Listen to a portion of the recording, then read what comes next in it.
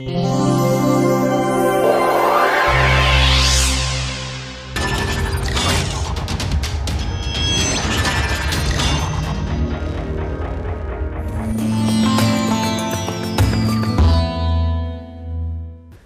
back. We were looking at the linear instability analysis of a plane liquid sheet. This is essentially, if you imagine a liquid sheet that is flat, but has a finite thickness which is about, we called it 2h, exiting into an otherwise quiescent atmosphere.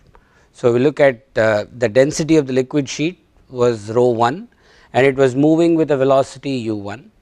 The density of the air outside, if you want to call it, the fluid outside was rho 2 on the top, rho 3 on the bottom and u2 and u3, but essentially rho 2 and rho 3 will set equal to each other. So, it is exactly the case of a plane liquid sheet exiting into atmosphere.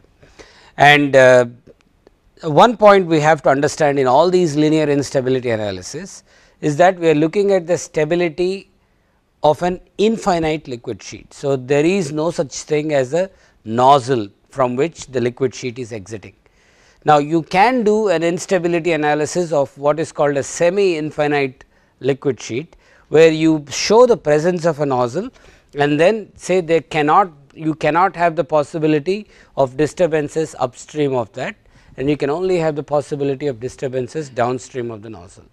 Okay, but we are not going to focus our attention, we are only going to focus our attention today on the linear instability analysis of a plane liquid sheet exiting that of an infinite plane liquid sheet. Okay. So, let us look at the schematic that we have. Like I said, the sheet is of thickness 2h, the density of the fluid is rho 1 and it is moving with a velocity u1.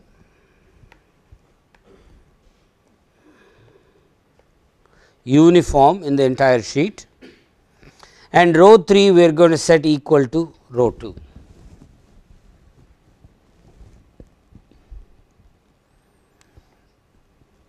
So, we went through the process of writing the Euler's equations for both the fluids and then going through the perturbation process for the two fluids, and we came as far as calculating the pressure field in the fluid above and the fluid below.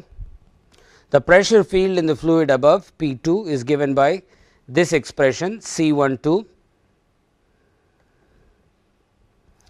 e power minus k y e power I k x times e power omega t. I can write it slightly more compactly in the form that we are otherwise used to.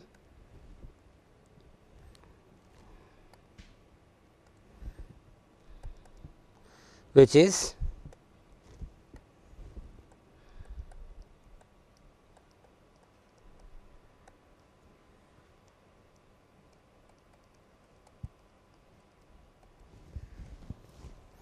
likewise P 3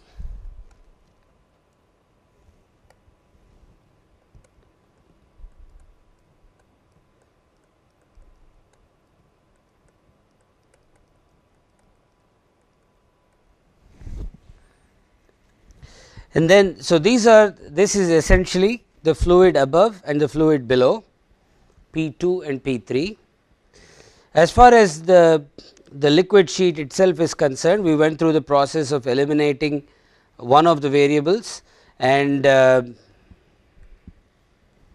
using the normal mode assumption we got these equations 9, 10 and 11.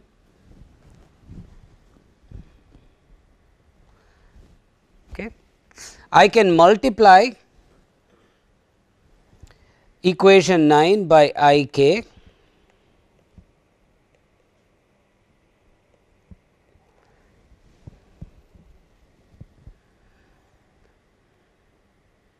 and take 1 over omega d dy of equation 10. You will see why I am doing this. It is essentially to get to the form that is in equation 11. So, if I divide this by omega I k u 1 multiply by and multiply by I k. So, let me do that. Equation 9 first becomes u 1 double prime equals minus 1 over rho 1 plus omega I k u 1 p 1 double prime.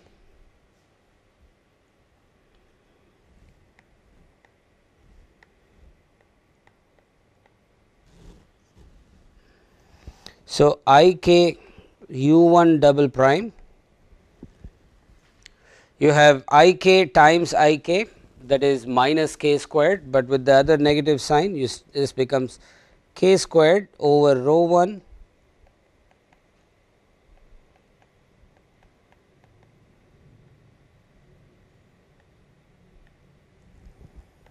I will call this equation 12.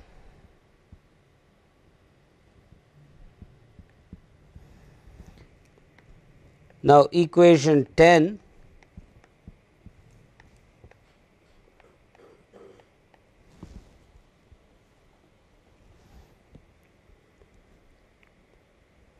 is omega v 1 prime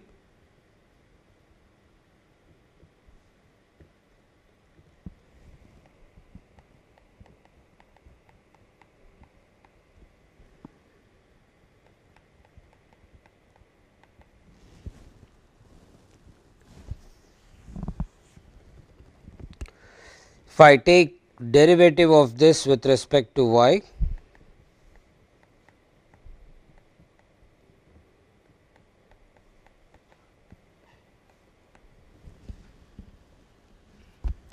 I will call this equation 13.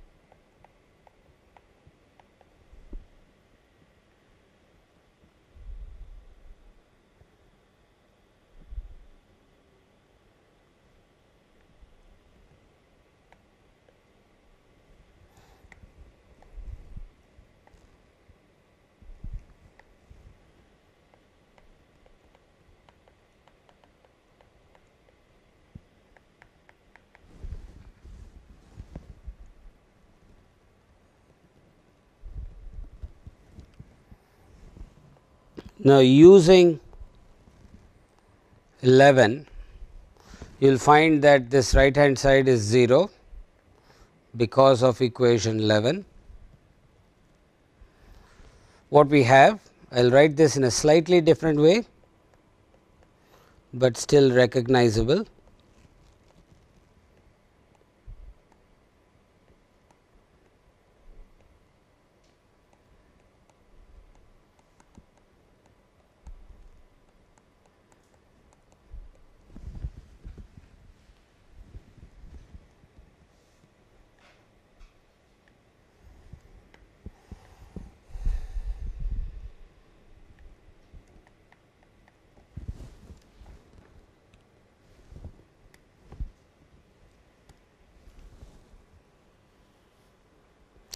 So, essentially I have now an equation for p 1 double prime. This is of the form equation 14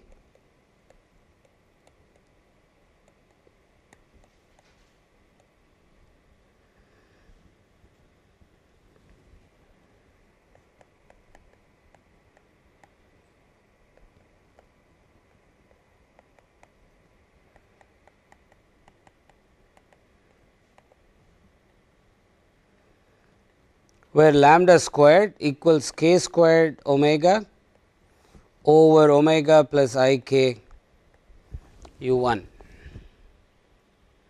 The rho 1 cancels out.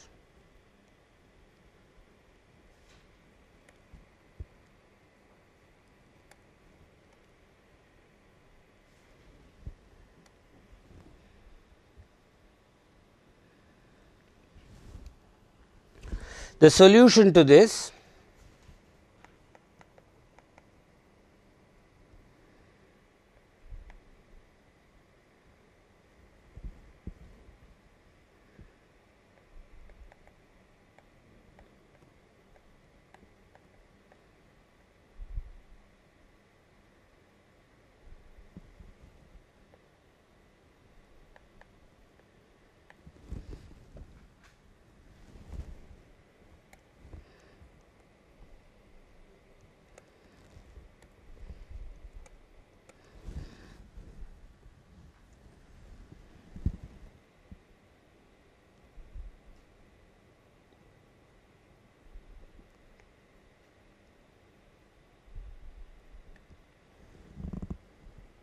we will call this 2 1 and 2 3 just for consistency of nomenclature.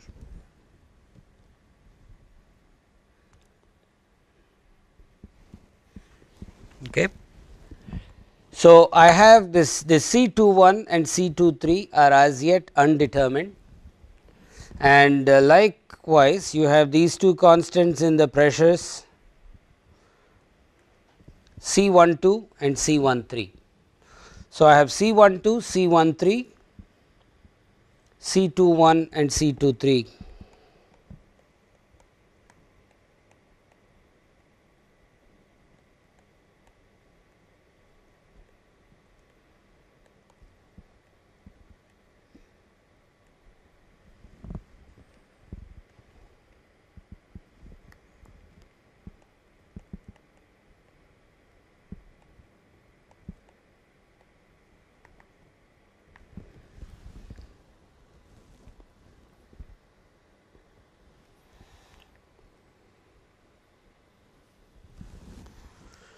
So, now I am going to go back to the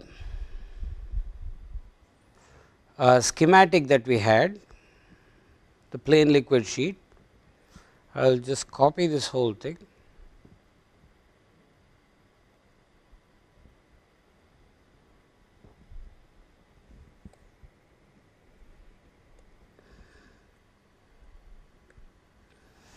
This is my unperturbed configuration.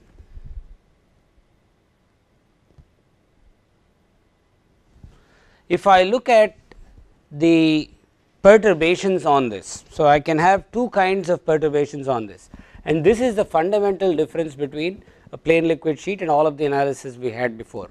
This problem has two interfaces as opposed to one that has always been the case, right. So, what do we do with the two interfaces? I will call the above the interface on top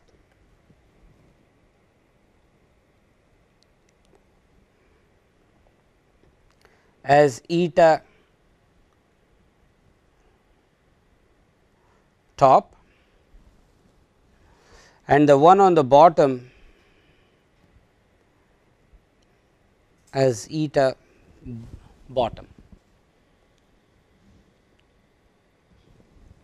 Okay, if I write the form of eta t and eta b, so essentially y equal to eta b, eta t of x comma t is the equation determining the of the top interface,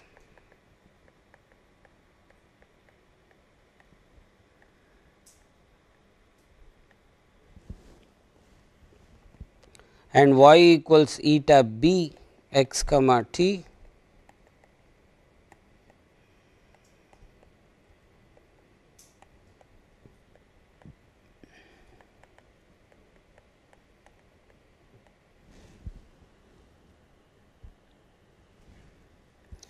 Now, because of the linearity in the problem, this clearly has a functional form that is similar to the functional form that already has occurred in the pressures.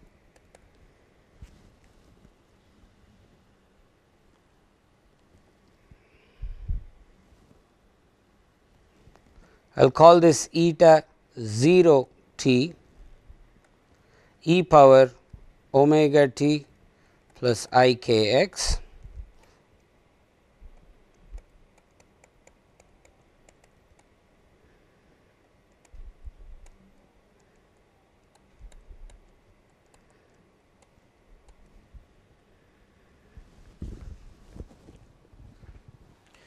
This is coming from the normal mode assumption. Okay, so, now that we know the interface shape, we can write down the boundary conditions.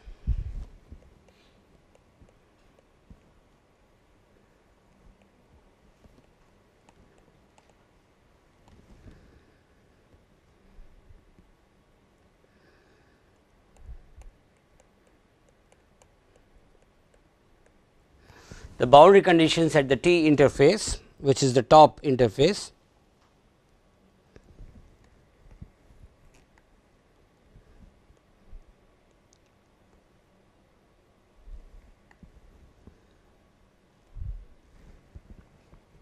the first one, like we have always written, is the kinematic boundary condition.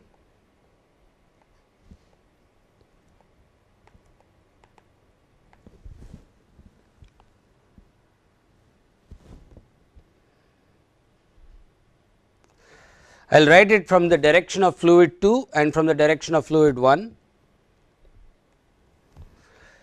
From the direction of fluid 2, what I know is that V 2 prime, which is the y direction velocity in fluid 2, has to equal the partial derivative of eta t with respect to t. This evaluated at y equal to h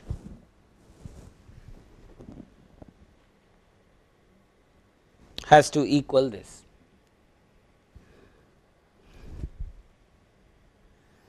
From the fluid 1's point of view,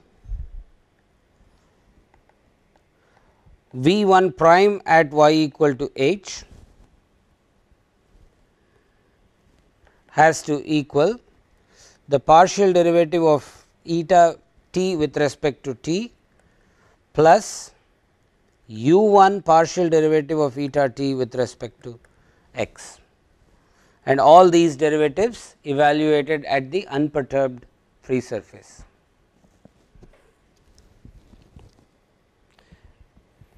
Okay, we have discussed this at least twice during the course of the previous lectures, but I will reiterate one more point of view, so to say, that V 1 prime and V 2 prime in this equation are the Eulerian velocities at the interface, whereas the right hand side of each of these two equations is the same velocity at the same point written from a Lagrangian point of view.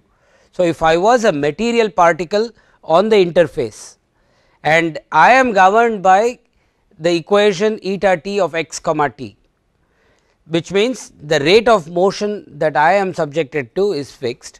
Therefore, the material velocity at the interface, say either in fluid 1 or fluid 2, has to equal the corresponding velocity coming from the Eulerian description. Okay, that is the physical essence of the kinematic boundary condition.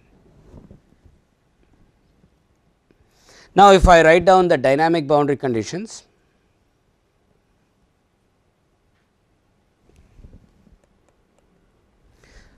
I will call these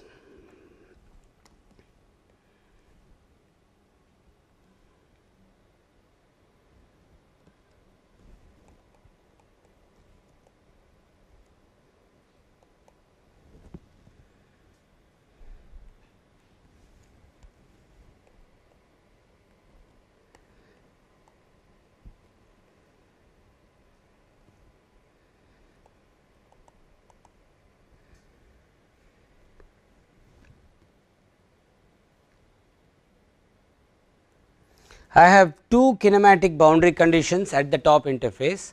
How many dynamic boundary conditions do I expect to have?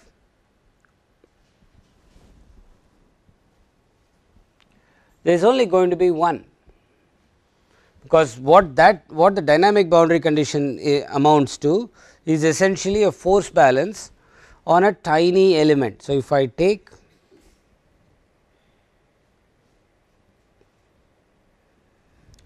an element of fluid just like that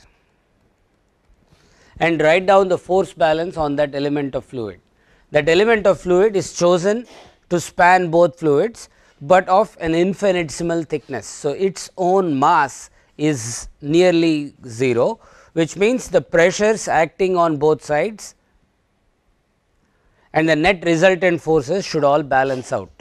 If I say force equals mass times acceleration, if the mass of the element itself is small, then you are essentially looking at something that is where the forces are all equal, it is in static equilibrium. That is what we call the dynamic boundary condition. So, with that, if I write down the pressure in fluid 2 minus the pressure in fluid 1 equals sigma times kappa. We have already gone through this process of identifying what kappa would be.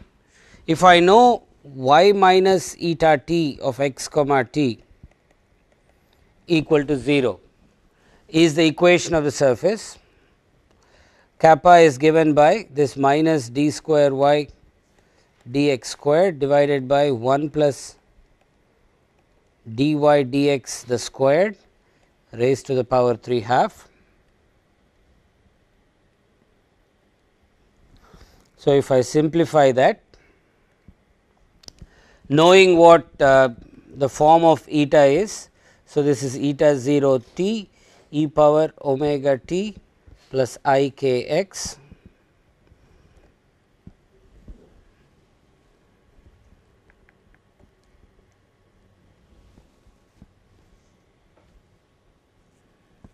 okay. This if I take derivative twice, one derivative gives me I k times this, another derivative gives me I k times I k, which is minus k squared. So, this becomes plus k squared eta 0 t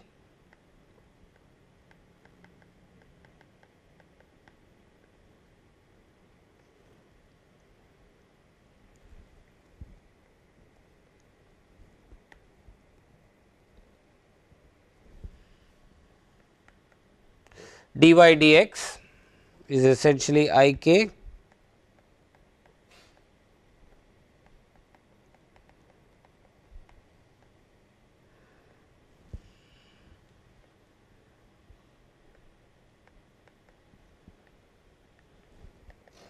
using the Taylor series expansion that we had.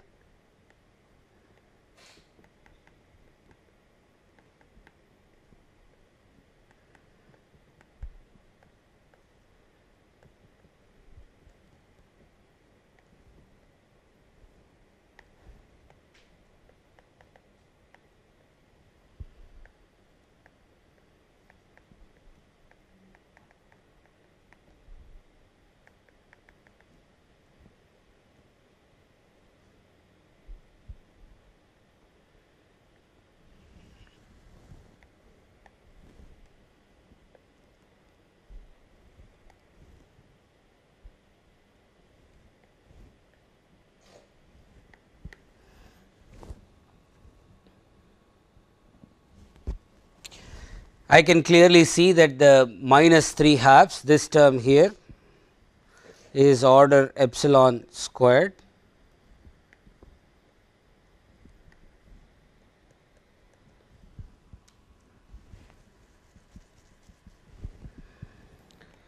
So, this simply becomes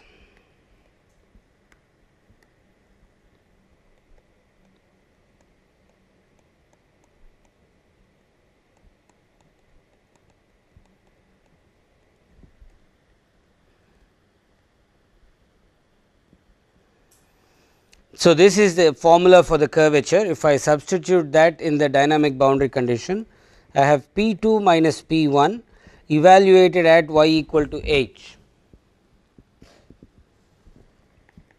is equal to sigma times k squared eta 0 t e power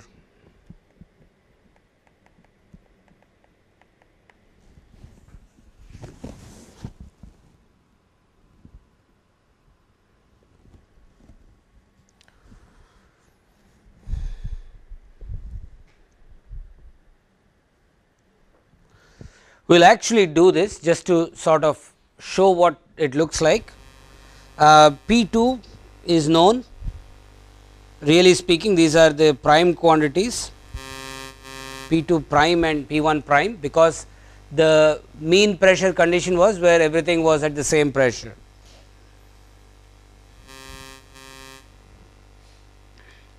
So, I can go get the forms for P 2 and P 1. P 2 is given by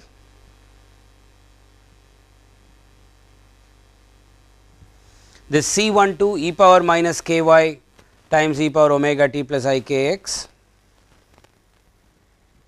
So, this is C 1 2 e power minus k h times e power omega t plus I k x. This is P 2 prime at y equal to h. P 1 prime at y equal to h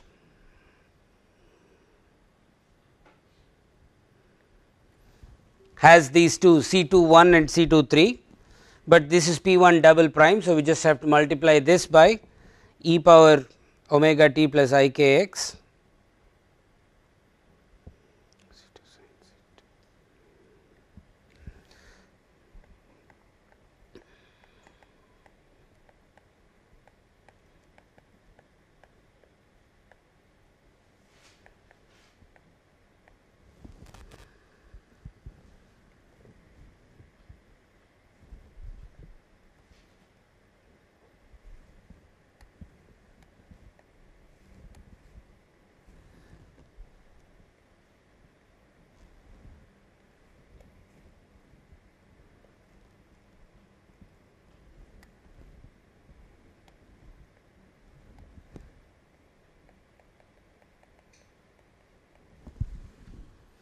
So, this is simply the left hand side of this equation. The right hand side says sigma k squared eta 0 t e power omega t plus I k x.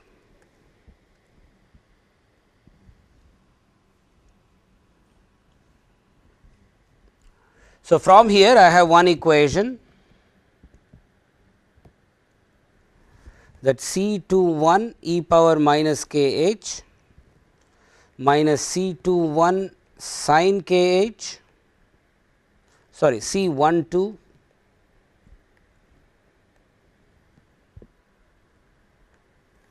minus C 2 3 cosine k h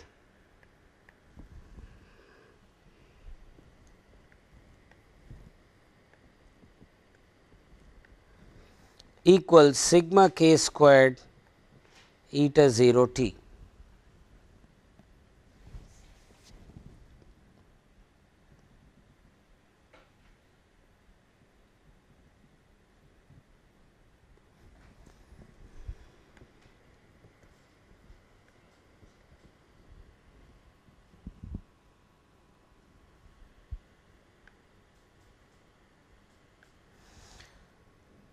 Likewise, so I have this is my equation 17,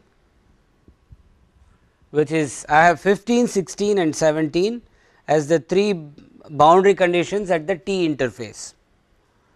Likewise, if I write the boundary conditions at the bottom interface,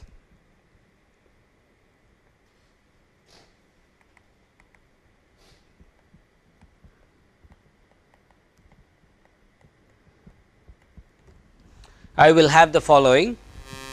First of all, V 3 prime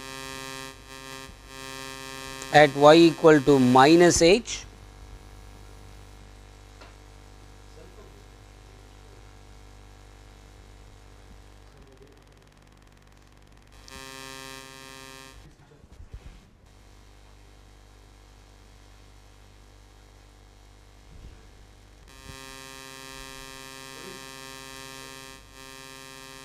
is equal to d eta b dt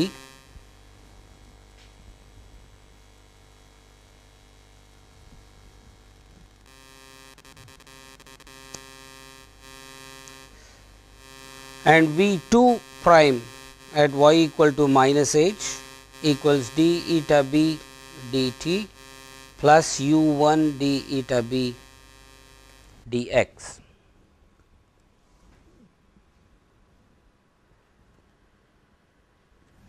These are the kinematic boundary conditions.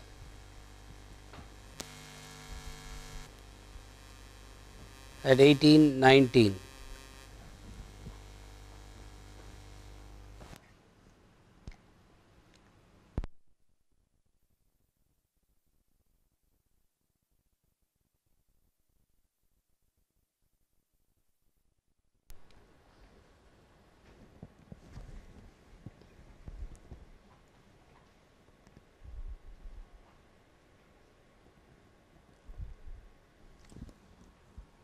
Just as we did the dynamic boundary condition part with the top interface, I am going to implement this in some detail with the bottom interface. If I go back, I know what P 3 double prime looks like.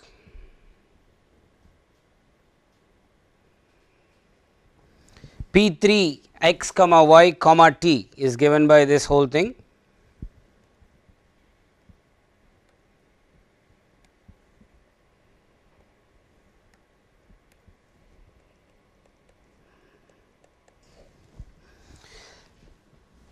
If I evaluate, so from this P 3 I can go to equation 7, an equation that looks like equation 7 essentially, because the fluid on top and bottom 1 and 2 are essentially the same. The equation for the v velocity in fluid 3 will look exactly like equation 7 with the subscript 2 replaced by 3. So,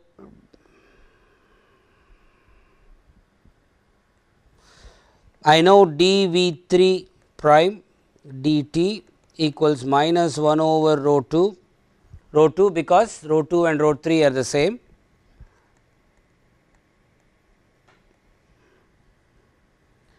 And knowing P 3 prime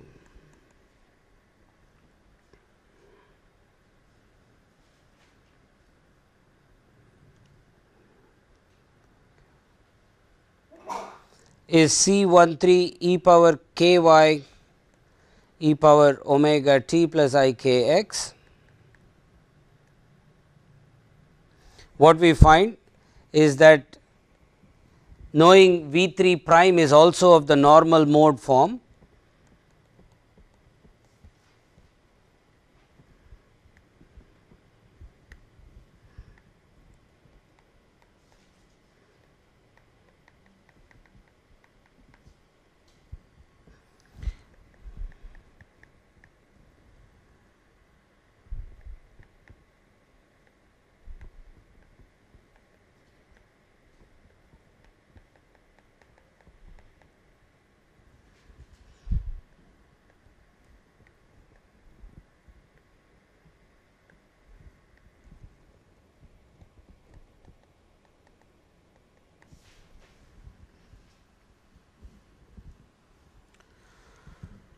so from here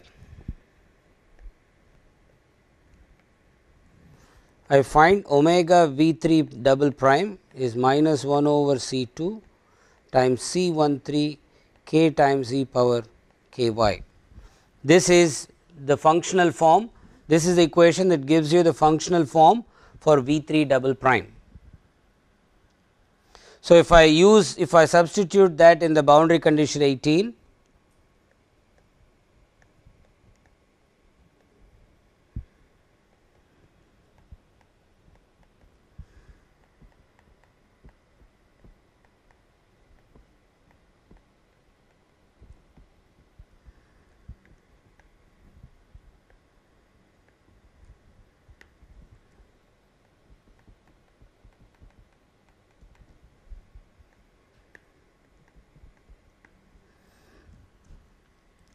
what we have at for 18 is V 3 prime evaluated at y equal to minus h equals d eta b dt, the partial derivative of eta b with respect to t.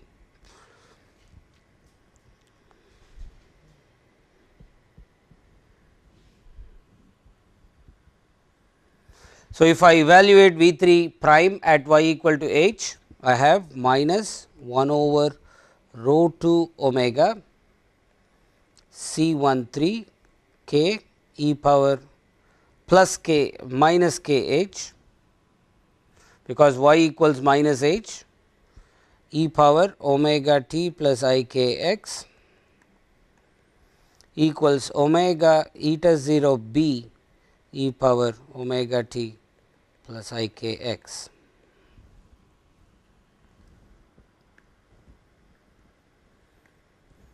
Notice how the exponentials cancel out in pretty much all these equations, and what we are left with is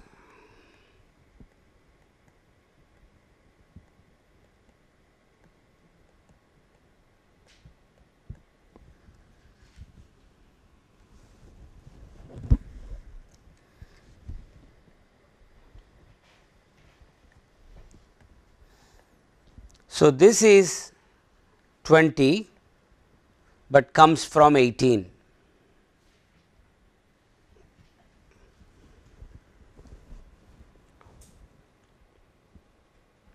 I can likewise go through and do the same thing for 19.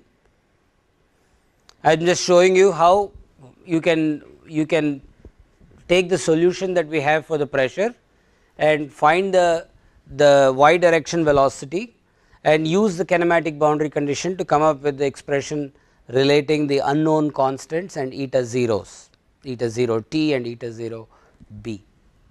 Okay. So, now the last part is the dynamic boundary condition.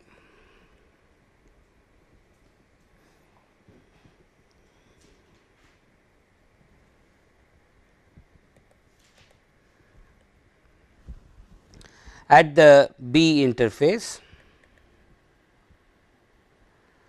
and what we have here is P 2 minus P 3 equals sigma kappa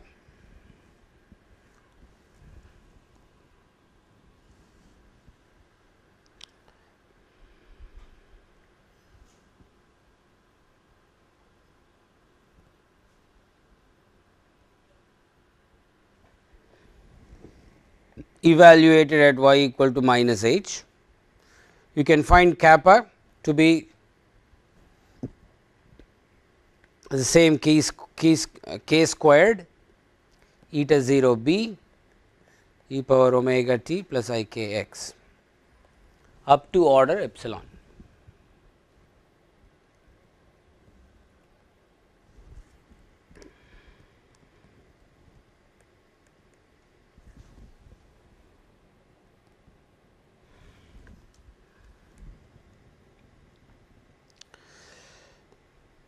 So, let us quickly take stock.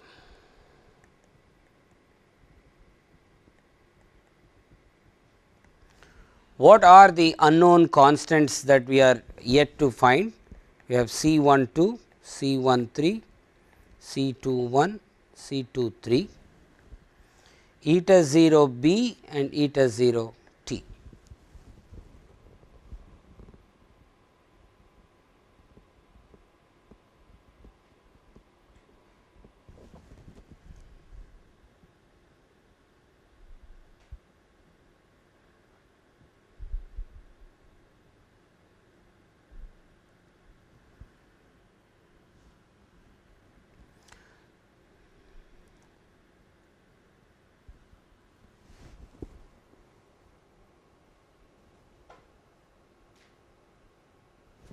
We have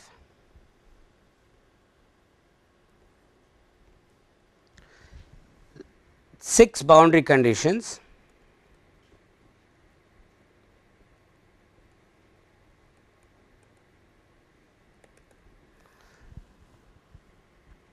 Basically 4 kinematic boundary conditions and 2 dynamic boundary conditions. in total.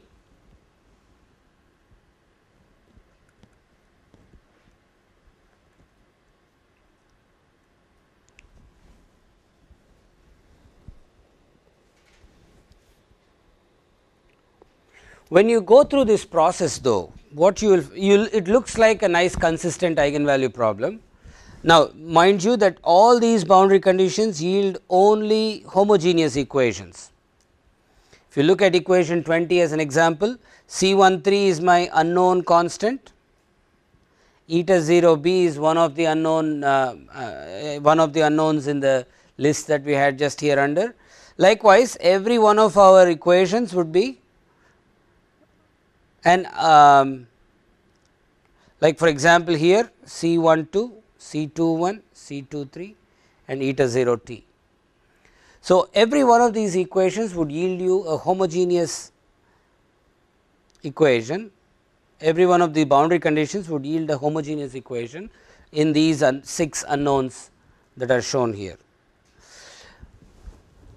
Okay, but the problem is that you will find that when you go through this process, the rank of the matrix is less than even 5. So, essentially you have a 6 by 6 matrix. If I write this out in the form of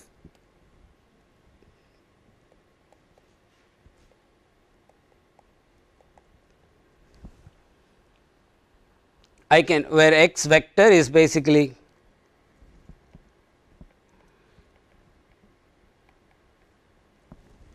that. I can write these 6 equations in this form. Okay, what we will find is that in order for me to set the determinant to 0, I do need one more condition, because some of the equations give you the same, they are essentially the same equation. So, you will not be able to eliminate all these equations to get you to the characteristic equation.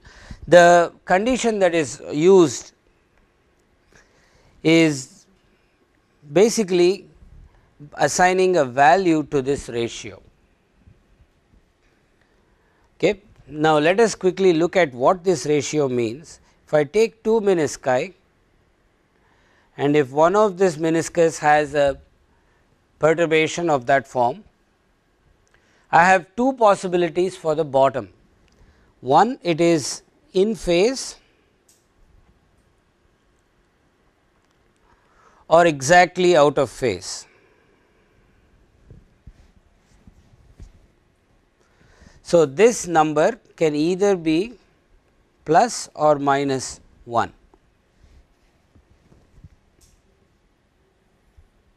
So, depending on whether you choose this to be equal to plus 1 or whether you choose that equal to minus 1, you get 2 different characteristic equations arising from setting this determinant equal to 0.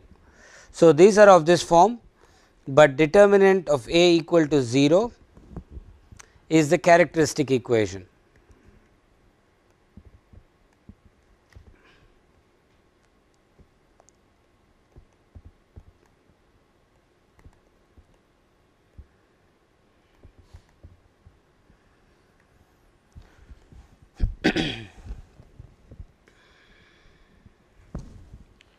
So, whether you choose this ratio to be equal to plus 1 or whether you choose it equal to minus 1 gives you 2 separate characteristic equations. That is, essentially if you go back, what is the characteristic equation? Characteristic equation is some f of k, right. So, you have one equation for eta 0 b over eta 0 t equal to 1, which are called sinuous perturbations. Sinuous mode would be a better way to say it.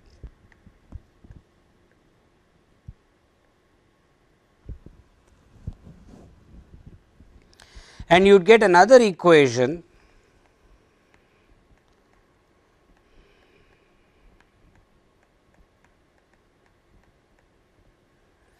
this is called the varicose mode.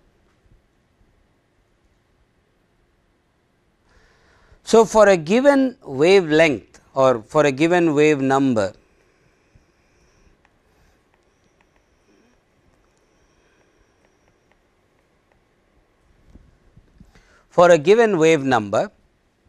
I can get one growth rate if the disturbance was in the sinuous mode, and I can get another growth rate if the disturbance was in the varicose mode. Okay. So, for a given flow situation, I need to know what disturbance that I am looking at.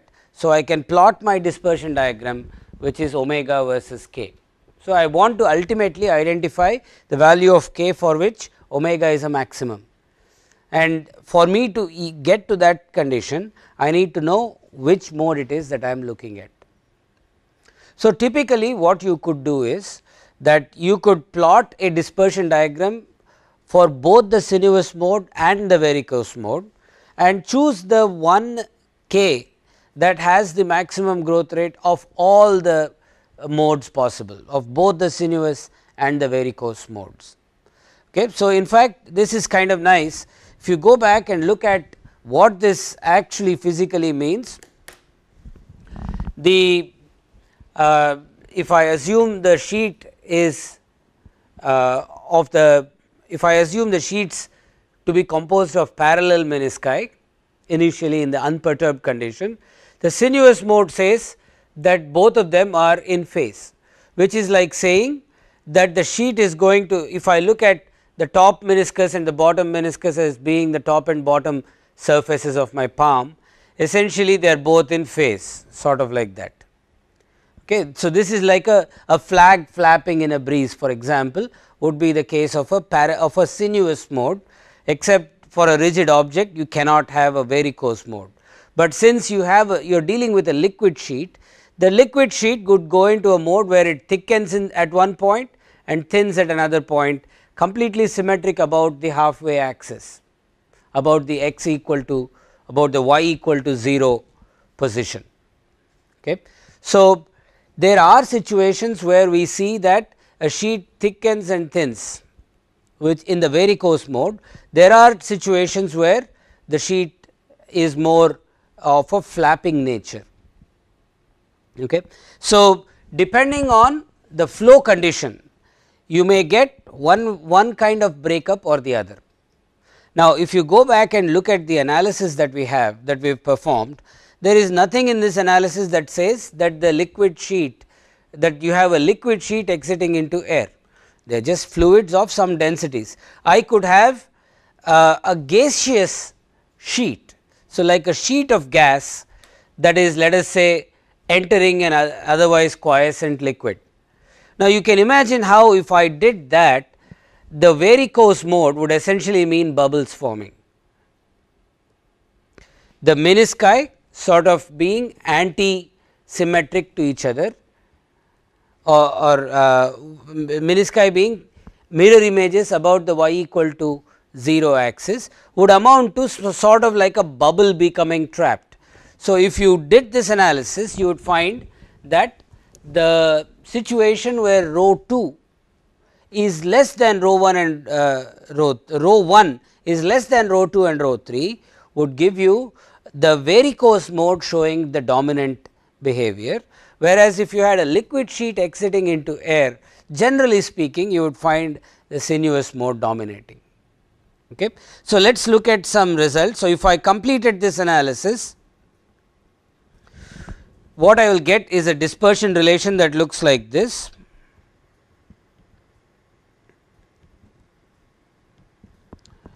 With this alpha being equal to 2 h in our analysis. This is from this paper by Ibrahim and Akpan from the Acta Mechanica.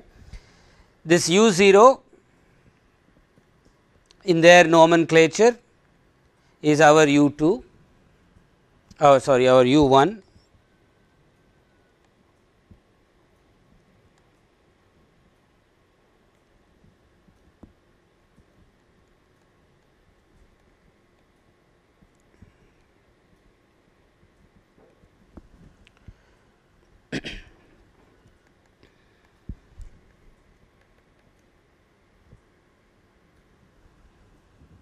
Okay, the rho liquid is what we call rho 1 and rho g is what we call rho 2.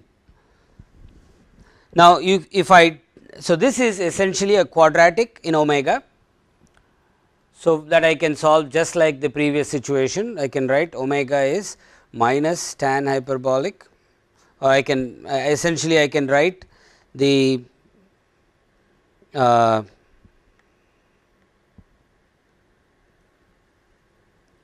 dispersion relation in closed form, where I will get 2 roots for a given value of k. Now, this is for a sinuous mode. So, somewhere along you will see, if you go back to this reference, they would have assumed that eta 0 t or eta 0 b over eta 0 t is equal to 1.